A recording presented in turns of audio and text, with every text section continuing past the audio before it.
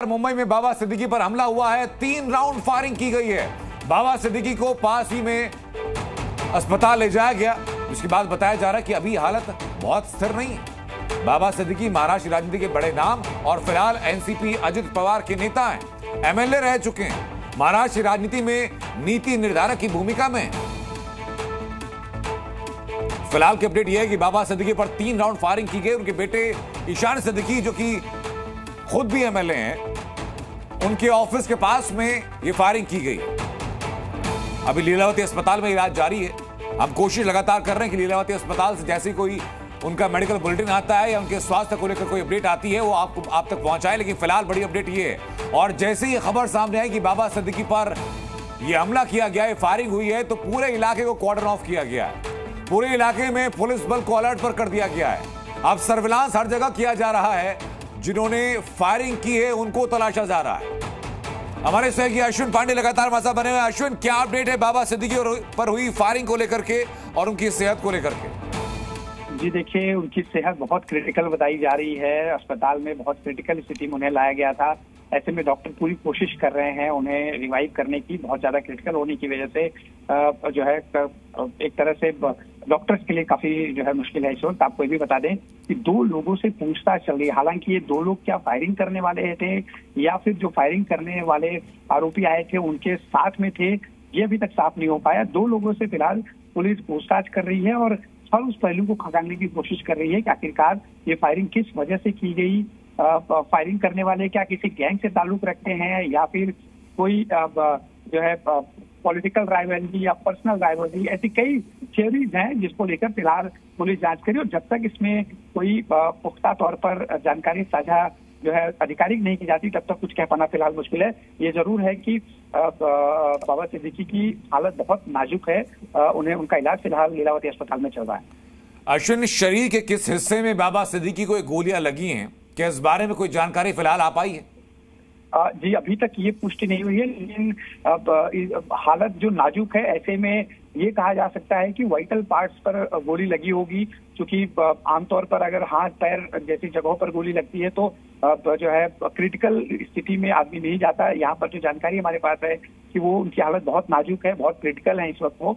ऐसे में ये कहा जा सकता है कि वाइटल पार्ट्स हो सकते हैं। आधिकारिक तौर पर इसको लेकर अभी तक कुछ पुष्टि नहीं हुई है। अश्विन मेरे साथ बने रहिए। मैं एक बार मैं दर्शकों को बता दूं कि बाबा सिद्दीकी जो कि एनसीपी अजित पवार के नेता हैं,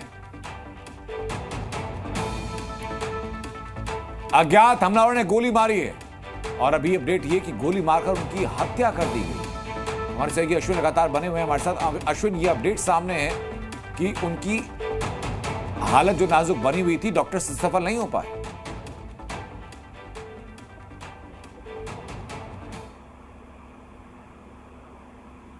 अश्विन, आवाज आ रही है आपको?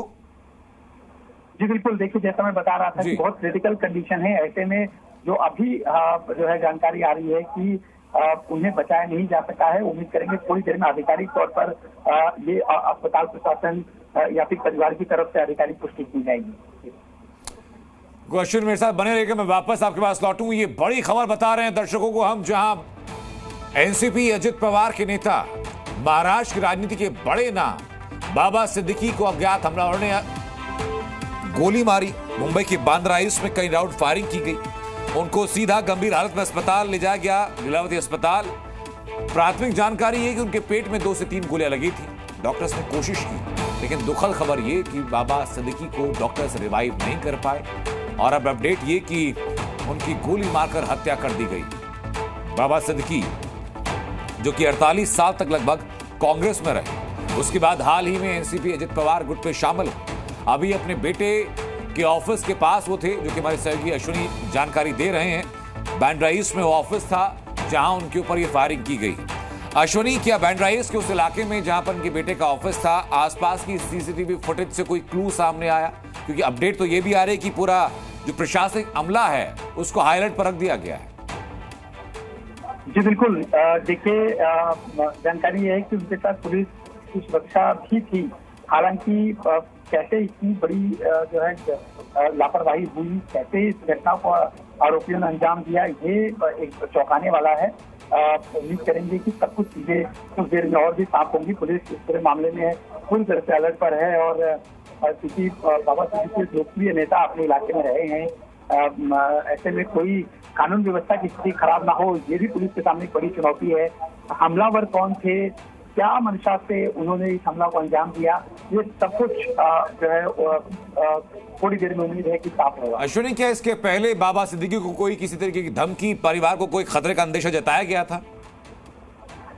जी, इस तरह की कोई अधिकारिक कभी कोई जानकारी सामने नहीं आई कि बाबा सिद्दीकी के परिवार की तरफ से कोई या बाबा सिद्दीकी की तरफ से इस तरह की कोई धमकी भरी शायद कहीं आई हो। बाबा सिद्दीकी सलमान खान के बेहद करीबी दोस्तों में भी रहे हैं। ऐसे में कई बार जब सलमान खान के ऊपर जो अटैक, उनके घर पर जो फायरिंग हुई थी, जी अश्विनी, उसको लेकर अश्विनी मैं वापस आपके पास लौटूंगा, इस खबर पर आप बने रहिएगा। और ये जो अपडेट है कि 2 लोगों से पूछताछ की जा रही है, पूछताछ में क्या सामने आता है बताएंगे आपको। जी न्यूज़।